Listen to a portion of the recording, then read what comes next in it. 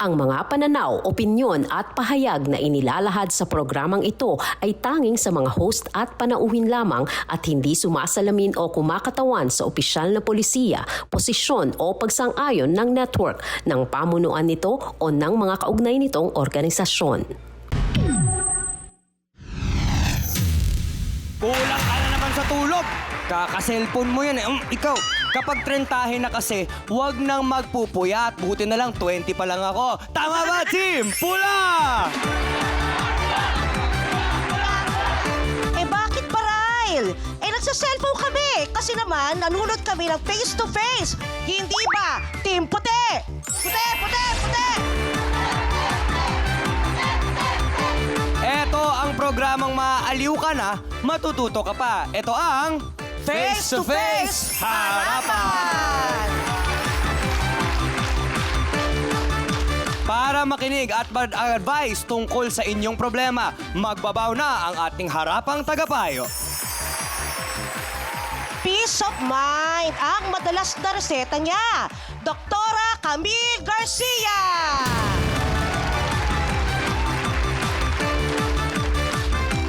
Kay Lord tayo magtiwala. Sa kanya, ang kanyang labada ay bumubula. Eto si Brother June Banaag. Managot ang dapat managot sa batas. Sabi nga ni Attorney Lorna Capunan.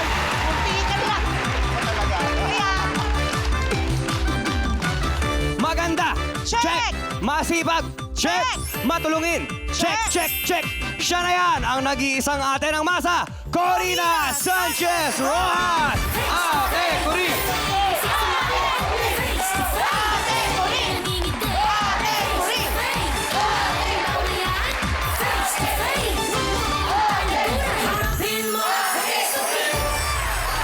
Abonado, check. Ubus na ang pera sa bangko, check. Ayan, okay. Ready na ba kayo? Ready na ba? ready na! Ready na ba ang ampaw sa lahat? Oh, diba? Oh, magtatago muna sa mga inaanak dahil sa hirap ng buhay. Pero kahit gano'n ay susubukan natin maging positibo sa life. Simulan natin yan sa masayang sayawan sa Walang Patidang Paskong Kapatid. Ay, na lahat na masaya.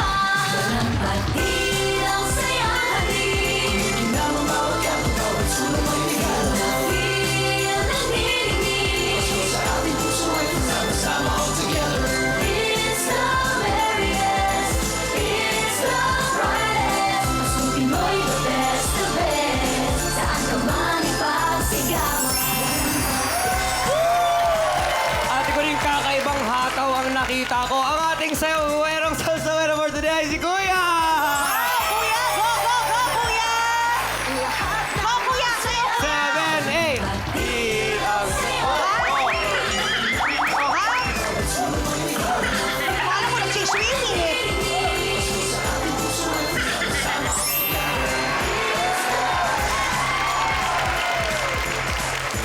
Sige nga, gayahin mo. Sabi niya ako.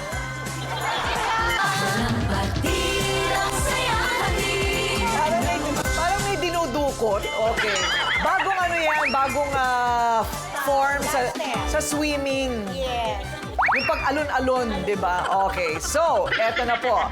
Sa ating kwentong alita naman ngayong araw, si nanay iniwan ang kanyang 2 anak sa kapatid ng yumao niyang asawa.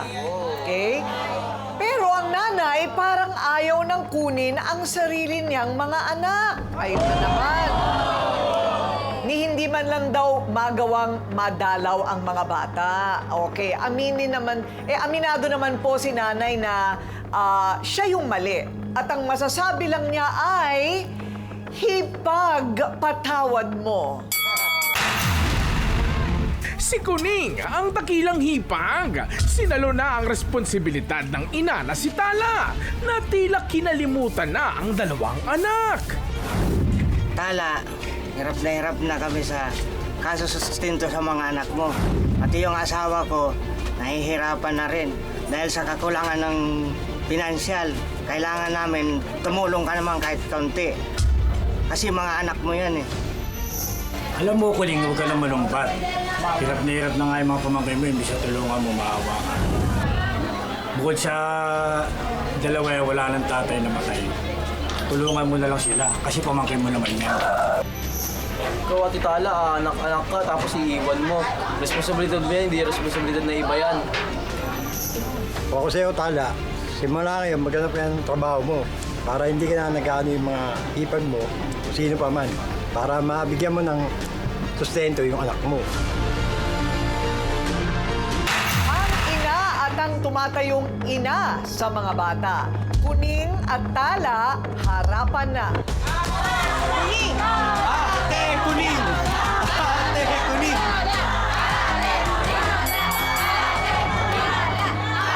Ate Kuning! Ate Kuning!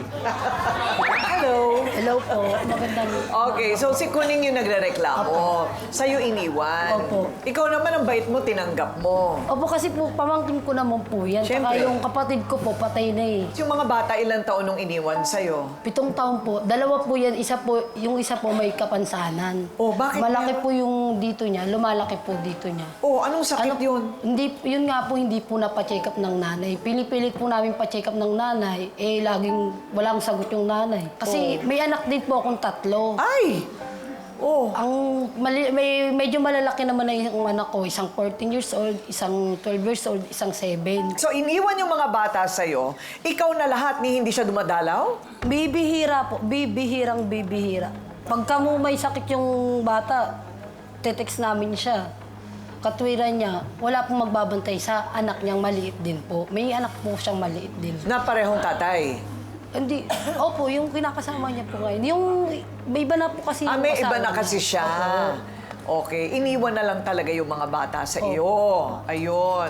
Hindi ko Katulong ko ma-imagine yun. Hindi ko ma-imagine. Ang katulong ko po yung mama ko. Opo, yun po ang katulong. Tapos may trabaho ka naman. Wala po, nagtitinda lang po ako. May sakit pa po nga ako sa puso, tsaka diabetes eh. Nagtitinda lang po ako ng merienda sa gabi. Okay. Almusal. Yung asawa mo may trabaho. Construction lang po. Oh, so ngayon walang trabaho ngayon yan. Ngayon po wala kasi wala nagpapagawa. Tigil lahat eh. Po. Oo, tigil lahat ng DPWH. Ayun, okay. So, kaya naman pala ang daming construction, noong mga panahon na yun. Yeah.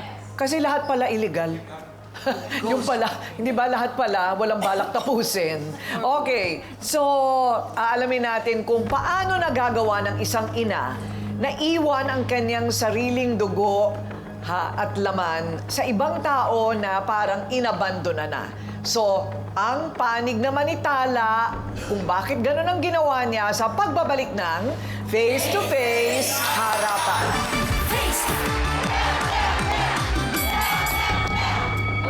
So, ang tanong natin kay Tala, totoo ba Tala na inabandona mo ang iyong 2 anak? Hindi ko po inabandono yung mga anak ko. Kaya pala, Alam mo yan sa sarili mo. Alam mo yan, ikaw may alam yan dahil bibihira ka lang. Kung inabando pumunta. ko yung mga anak ko, hindi ko sila mapapag-aral. Tala! Diba? Mapapag-aral mo sa 200? Uy! 200 kada chat wala naman namin. ako trabaho. Yun Ano ba nga may eh. mga maliliit pa akong anak? Tala na... Ano lang ba naging trabaho ko? yung Pa-extra-extra sitwasyon mo, lang. naging sitwasyon ko rin yan. Nawalan din ako ng asawa na hindi ako sinusustentuhan. Pero yung asawa mo na dapat sustentuhan din yung anak niya. Hindi, kaya ka tinanggap. Ano Kahit nga may lang anak ka, trabaho ng asawa ko? Pa-extra-extra lang Kahit din. kahit wala rin may kami ganyan ka, minsan wala din kang gutom trabaho. kami. Yung Kaya asawa minsan, mo pag man lang nagkakaroon sana ako, doon ako mag-abot. nakakapagpadala sa mga anak ko. Maawa ka rin naman sa amin. Oh, kasi anak mo yun eh. Kaya nga nanghingi rin ako ng Nagbibigay- pasyensya kay mama, di ba? nagbibigay ka. O, Hindi magkano araw-araw lang ba? ma, meron ako. O. Minsan lang din may trabaho yung mga asawa ko. May 2 pa akong maliit. Gusto kang gumampong Tala, magbigay ikaw, linggo-linggo. 2 lang ang anak Wala mo. akong Kami, maibigay. ilan ang pinapakain ko? Teka 5. muna, may tanong ako ha, may tanong ako. Paanong nangyari na iniwan mo yung mga anak mo, tapos sumama ka na sa ibang lalaki, nag-anak ka pa ulit, na hindi mo alam kung saan ka kukuha ng pangsustento. Ano naman po nung di pa po ako nag-aasawa, may trabaho naman na po ako noon. Nung nakapag, na po ako, asawa na ako, Anong asawa, kinasama mo o pinakasalan mo? Hindi pa po, live-in pa lang po. So, live-in kayo. Ngayon, ilan na anak nyo na naman? Dalawa po. Dalawa na naman. Okay, so, dadagdagan mo na naman ba yan? Hindi na po. May gamit na po akong family planning. Dapat naman, dahil wala ka nga mapangsustento dun sa dalawa mong unang anak. Kasi ewan ko lang, dahilan ba yon na wala kang trabaho, wala kang pera, kaya iniwan mo na lang doon? Ikaw pa yung galit? Day, ikaw pa yung galit. Iniwan mo na nga yung dalawa mong anak. Tama. Ikaw pa yung galit, ate. Oo. Galit lang naman siya kasi sinusumbat. Oo. Ay, hindi ko kasi sumbat. Hindi Kasi panunumbat alam mo yun. yan, Dahil Kuning. una-una sa lahat, Nasa- obligasyon mo yun ang Hindi, kanyang ma. hinihingi. Nasa ulan po Obligasyon mo nila yun, ako. ate. Ako po ang nagtatrabaho. Yung kapatid po nila, may trabaho man wala. Wala man lang napupunta sa akin, napupunta sa bisyo ng kapatid nila. Ayan! Alam mo yan sa sarili mo. Give and take Oo, lang. nga. Pero kaya mong May tiisin yung bisyo. dalawa mong anak Ay, na hindi iwan naman dito? Po. Hindi po. Ba't hindi ka nagpaplano sa buhay mo na darating ang panahon, pansamantala lang po? Ate Kunig, nasa inyo muna, tulungan mo ako. Ayan nga po, Pero once na pinakausapin kaya ko mo po na sa kanila paplanuhin mo, yan. kunin mo dahil ikaw ang nanay, obligasyon mo yun. Hindi naman niya obligasyon yun eh. Mahal niya lang talaga yung Pansamantala lang naman na pinag-aaral niya nga, di ba? Oh, sabi nila tama. Oy, teka. Paanong pinag-aaral 200 piso nga lang daw ang binibigay Oh, kada? yun, totoo po yun. Kada? Totoo po yun. Kada mag-chat po kami sa kanya. 200? Opo, minsan 300 po. Pagka may hakot yung asawa niya, siguro natataasan po. Pero yung 200 na po yun, sa isang buwan siguro 3 beses, 2 beses lang po ang bigay niya. Eh, may pakain pa. Opo, Di ba? may Pakain, pakain pa gamot po pag yun. may sakit. Opo. Oh. Eh yung baon lang po, magkano ng baon ng 2 bata? Pagka inabando na yung anak or neglected, kukunin ng DSWD. In this case, kinupkup ng tiyahin ng tita. Pero halos hindi na kayanin. Wala bang subsidiya para sa mga ganyan? Yung kumupkup ng hindi mo anak, hindi ba't dapat may subsidiya kesa naman kunin ng DSWD at sila na ang gagastos? Yun ang kulang sa batas natin. Ayun. Yung mga kasi, kung minsan, yung mga meron nga sa batas na kukunin ng DSW if neglected, abused, and all that. Pero pag tignan natin yung budget ng DSWD, hindi sapat. Ang dami-daming situations na ina-abandon lang mga children. So, sa priority ng mga department agencies, hindi ito priority. Wala sa batas, so wala tayong magagawa. So ano ngayon ang mangyayari dito? Gaano ba talaga walang pakialam itong si Tala sa kanyang sariling mga anak? Kung hindi kayang magpakananay ni Tala, ay hihingi tayo ng tulong sa social welfare. Aalamin po natin yan, tinatawagan na po natin ngayon sa pagbabalik ng Face to Face Harapan.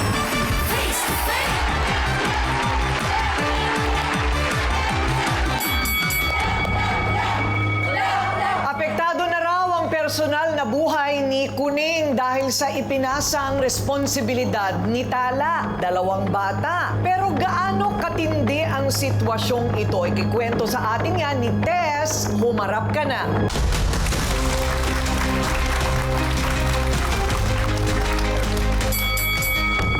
Kaano-ano mo siya, Tess? Pinsan buo ko po yung Pinsan, yung mama. okay. Ate Tess, gaano katagal na po yung 2 bata kay Ate Kuning? Bata pa, mga 7 years old. Kung mapabayaan po ko rin ni Ate Kuning dahil madami nga pong gastusin, may sakit pa, paano po yung mga bata? Sino mag-aalaga? Napagtsatsagaan nila ng mama niya. Kung sakali po hindi na kaya ni Ate Kuning, meron po pong mag-aalaga. Meron naman yung mama ko. Mama. Tutuwang po ang niya. mama ko sa pag May trabaho ba yung nanay mo? Wala rin Nagagawa po ng basahan ng mama ko. Pero at least nagagawan po ng kanyang pamilya, masustentuhan pa rin yung pagkukulang mo bilang isang ina dito sa mga anak mo sa kanila. Yun lang. Sila, may pagmamahal, may concern. Pero ikaw, naisip mo ba yun? Mahirap mawalan ng anak. Tatandaan mo. Ha? Wala, out of sight, out of mind. May pagmamahal din naman siya. Oo. Bago lang. Yun na nga, ilan ang anak mo? 2 rin. Kasi nga naman, pag hindi mo nakikita, di ba, Doc Camille, parang nawawala yung responsibilidad mo, nawawala yung guilt. Yung, di ba? Feeling po niya, syempre parang, total may dalawa naman eh. Tapos may nag-aasikaso. So parang sa kanya, habang may nag-aasikaso dun sa, parang hindi niya kinoconsider na responsibility. Naiiyak si Tala kasi napaparamdam natin na nabandon na niya yung dalawa niyang anak. Hinahanap ba siya? Hinahanap siya? Kung tatanungin po yung mga pamangkin ko, sa kanya po sasama kasi pagka talagang kinukuha niya yung mga anak niya, gusto talaga sa mama niya. Gusto talaga nila doon sa mama. Ang anak talaga, ano? Alam nila kung sino yung nanay nila. Lukso ng dugo. Oo, lukso ng dugo yun Mas pipiliin po niya yung nanay niya kaysa sa amin. Kasi alam ko naman po yung nanay siya eh. Talagang pipiliin po talaga siya ng nanay. Teka muna ha, dahil may mga batang damay dito sa gulong ito, ay hihingi tayo ng tulong at saka ng abiso. Advice mula sa Manila Department of Social Welfare. Makakausap po natin sa linya, Attorney Rusty Ilanan. Attorney, good morning! Good morning po, Madam. Opo, sa pagkakataong ito, yung mga bata, pinaubaya na po sa, sa kanilang tiyahin dahil walang kakayanan yung nanay. Pero wala pa yata po sa batas, na kapag may kumupkop ng hindi kanila, ay may kaunting subsidiya mula sa gobyerno? Yes po, Madam. Kung sakali po ba, pwede po naming ilapit sa inyo at least yung asawa para po magkaroon ng trabaho sa barangay? Opo, Madam. Baka naman pwedeng street sweeper, hindi natin masabi Papuntahin niyo na lang po dito sa, sa department, sa Manila. Opo. Attorney Ilanan, sinabi niyo yan, ha? So, i-refer po namin sila sa inyo, sa inyong opisina. Marami pong salamat, Attorney Rusty Ilanan ng Legal Services ng Manila Department of Social Welfare. Okay, so kung makakuha tayo ng trabaho para sa asawa mo, at least makakatulong na rin, di ba? Okay, kahit doon sa asawa mo, may trabaho ba siya ngayon? Wala po. Meron po, paano lang po. Sulpot-sulpot. Pasulpot-sulpot. Kasi kung walang pasulpot-sulpot, edi pwede rin naman na bigyan natin siya regular. Para kapag may sumulpot na mas malaking racket, meron siyang pupuntahan din. Pero hindi nawawalan. Kasi humahanap po tayo ng kakampi nitong si Tala. Wala tayong mahanap na kakampi. So, wala raw magulang ang makakatiis sa kanilang anak.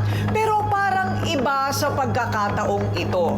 Mahirap pong humusga. Nakikita naman natin, malungkot din naman si Tala na wala sa kanyang piling ang kanyang mga anak. Sausawero at sausawera, yan naman ang ating pagsasalitain sa pagbabalik ng Face to Face Harapan. Face to face, sinong Okay, Ryle at Carol, dito muna tayo sa puti. Ano ang masasabi ng mga sausawero dyan? Yes, Tala.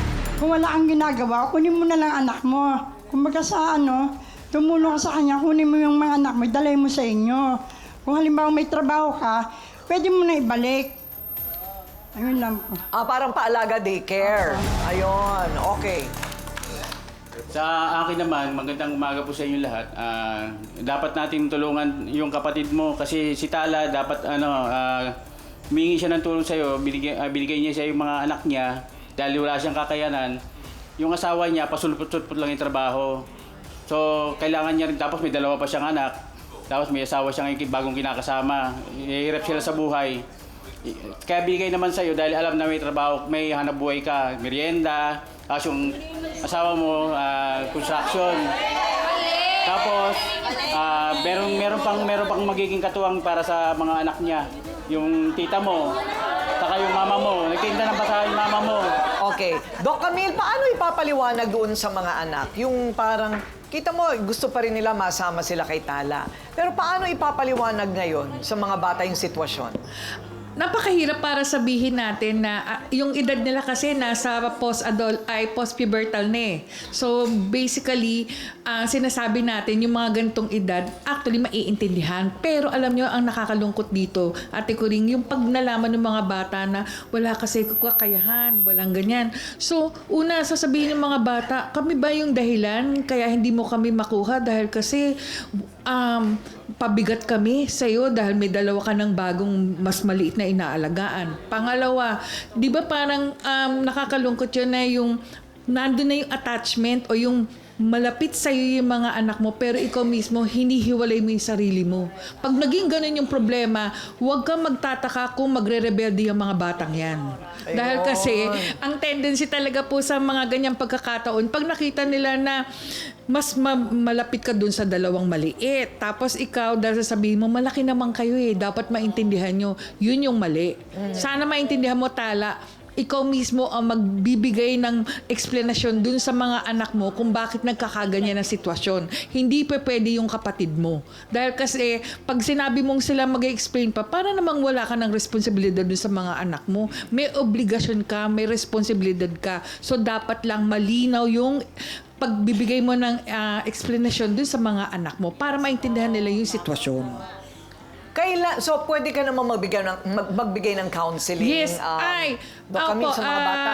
At Ate Coring, okay lang sa akin dahil kasi kailangan maproseso din ng mga bata na hindi kinakailangan na sila yung pabigat. Pangalawa, yung possibility na mas maging maayos yung attachment issues. Kasi baka mamaya magkaroon ng mistrust, yung parang hindi na sila maniniwala dun sa nanay dahil kasi puro pangako yung ibinibigay tapos hindi naman matutuloy. So, okay lang po na pumunta sa amin, iproproseso natin. Pero sa ngayon naman, kuning mababait yung mga bata. Hindi naman nagbibisyo, nagbabarkada pa. Wala pang rebelde. Wala po. Oo, sana dapat ganun ha. Huwag yung pababayaan, mabarkada Hindi naman po yan. kasi talagang binabantayan po namin. Oo, kailangan bantayan. Attorney Lorna, ano ang sinasabi ng batas sa mga pabayang magulang? Pwede ba siyang ikulong sa ginawa niyang yon? Pwede. Kasi yung Republic Act 7610 tungkol sa mga bata, may criminal liability yan for negligence, abuse, etc. etc. Pero siguro ang pag-usapan natin, yung tinatawag nating white elephant in the room. Bakit ayaw ni Tala o hindi niya kayang kunin ang mga anak niya? Palagay ko, hindi sinasabi dito, pero palagay ko dahil sa asawa niya ngayon. Tama? Yung asawa niya ngayon, may 2 anak na bago. Ayaw mong at hindi stable ang trabaho. Kanya ayaw mong o nahihiya ka o natatakot ka sa bagong partner mo na magdadagdag pa ng 2 anak na hindi naman kanya. So palagay ko ang solusyon dito, kausapin yung partner mo. Kasi si Tala, hindi totoo na ang nanay walang feelings para sa anak. Meron siyang feelings sa anak. The one that's stopping it, ang nagpipigil dyan, palagay ko, yung partner mo ngayon, yung asawa, yung live-in mo ngayon. Either natatakot ka or nahihiya kang magpabigat yung 2 tunay mong anak pa rin. No? So, yun ang dapat i-intervention rin natin kay Dr. Camille.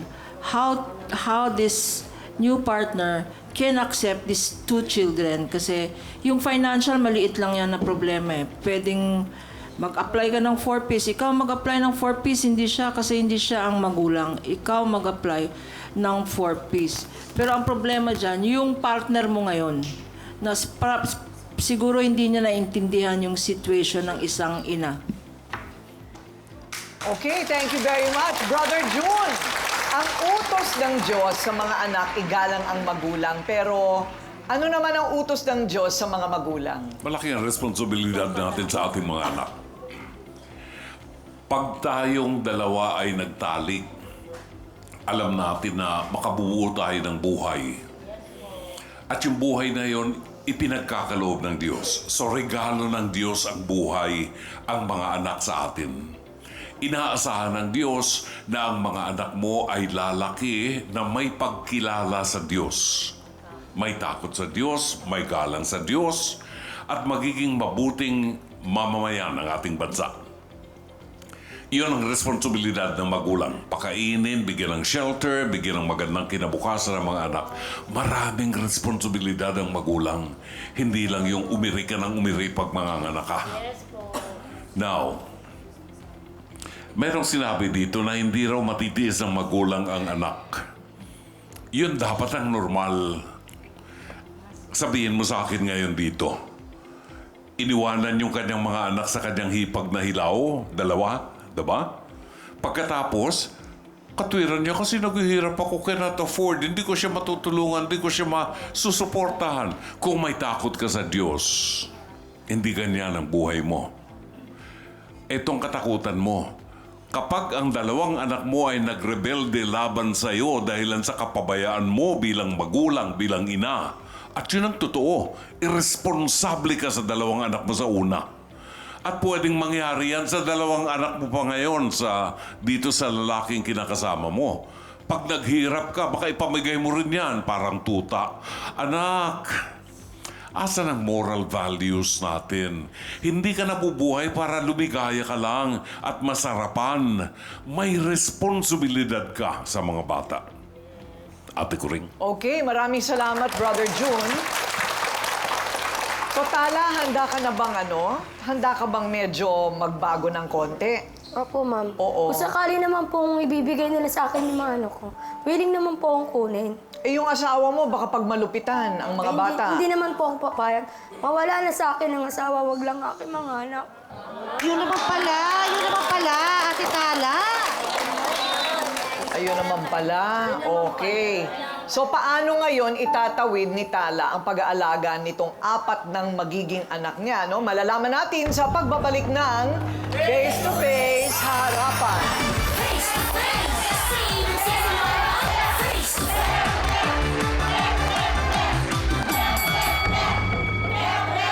Sa tala po ng DSWD mula 2022 hanggang 2024, meron na daw po silang naayos na mga kaso ng neglected na mga bata. No? Higit 800 kaso na ang kanilang nagagawa ng paraan. Pero yan ay kung ilalapit nyo, biro ninyo, ito lang yung naire-report sa ahensya. So, sisingilin po natin ng local government natin kung anong maitutulong sa inyo. Eh, di ba, kung hindi kayo lalapit, hindi mabibigay sa inyo. So, ilalapit namin kayo sa barangay para yung 4-piece mo maibigay. Ipaglalaban natin yung retroactive. Kasi matagal na daw siya nag-a-apply, hindi daw pinapansin ang kanyang application. Para sa 4-piece, kailangan mo yon at benepisyo mo yon. Voter ka dyan, di ba? Nakarehistro ka, okay. Pagkatapos, susubukan natin humanap ng kabuhayan para sa asawa mo at asawa mo na lulubog lilitaw yung sa construction. So at least kung merong trabaho sa barangay, may pagkukunan ka kahit paano na regular. Okay? So ilapit din ninyo yung inyong... Kesa umiinom lang ang mga asawa ninyo, di ba?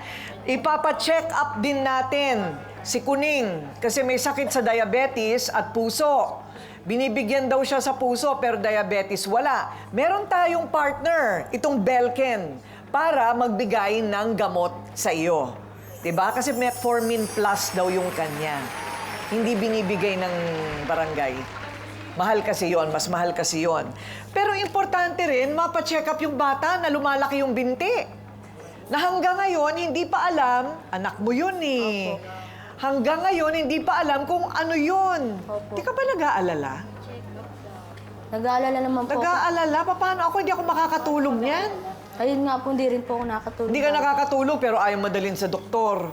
Iba, may mga doktor naman na libre. Kasi kung lilipat yung dalawa mong pamangkin sa kanya, edi bibigyan kita ng katre, unan, kumot, at kabuhayan. Okay? Para nakakapagtinda ka. Opo. Nakakapagtinda ka, kung maganda ka magpalakad, 500 isang araw ang kita mo doon. Opo. Hindi ba? Opo. Okay. Opo. So, kailangan ipacheck up po ni anak mo, hindi natin alam kung ano yan. Kasi palaki daw ng palaki. Hindi naman sa ganun lang siya. E, biro mo ilang taon na yun. Opo. Okay? O siguro dapat magpasalamat ka kay Kuning, di ba? Hindi siguro ito agad-agad, ha?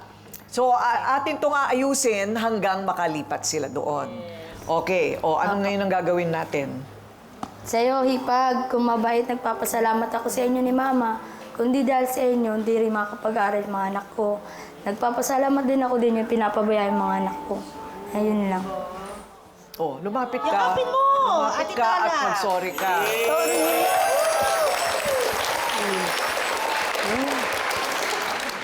Naku, oso, sa inyo na yung mga bata. O ayan, para sa mas masayang Pasko, heto ng aming pamaskulubong! Mula sa Face to Face! Ayan. O, Nanay Tess, ikaw rin meron yan, ha? O, rice is life. Kung walang bigas, Ayan. Thank you very much. Ngayon ito po, habang mayroong mga magulang na gagawin ang lahat para sa anak, nilalabag na nga ang batas kung minsan sa kung ano-anong pinapasok para lang masustentuhan ang mga bata. Mayroon din palang mga magulang na basta na lang iiwan ang mga anak at iniisip na bahala na dito si Batman. Iwasan man ng magulang ang titig ng kanyang mga sariling anak na nauulila sa kanilang pag-aaruga. Hindi maiiwasan ang kalabit ng konsyensya. Yung boses ng Panginoon sa ating mga tainga na nagsasabing, anak mo yan. Kung bakit din sinadyang may mga anak na anuman ang kasalanan ng magulang, ay nasa dugo na talaga ang likas na pagmamahal sa kanilang mga magulang. Gaano man kapalpak ang mga ito sa buhay. Pagyamanin ang mga anak dahil wala naman silang mga malay o kasalanan na dinala natin sila dito sa mundong ito. Kahit nga mga ibon, aso, pusa sa kalye, hindi po iniiwanan ng mga kuting hanggat hindi nila kaya ang kanilang mga sarili. Tayo pa kayang mga tao. Ako po ang inyong ate Kuring nagsasabing may cake ang harapin ng mga issue dahil walang hindi nadadaan sa pag-uusap. Basta dapat may mukha kang ihaharap. Dito sa Face to Face Harapan! Face to face. Face to face. Face to face. Face to face. Face to face, harapan tayo. Face to face, problema'y solusyonan. Tayo na ating pag-usapan. Face to face, tama lang o kraya. Sama na sa puting tama o mali. Galit, bati. Bawat panig ating pakinggan. Ang mga gusot ay may kasagutan. Face it, face up. Di ba sadyang makulay ang mukha ng buhay? Tayo magharapan sa bawat katanungan. Aminan, awayan, isaayos na. Gusto mo bang makisawsaw? Tara na kaibigan, tungkulay magkalinawan. Face to face, sinong sisimangot? Face to face, sinong ngingiti? Face to face, inyong bangayan? Face to face, huwag mong talikuran. Harapin mo face to face. Face to face. Face to face. Face to face. Panganay na pasaway at may mga anak mula sa iba't ibang tatay. Gustong bumalik sa tahanang ilang beses na niyang tinalikuran.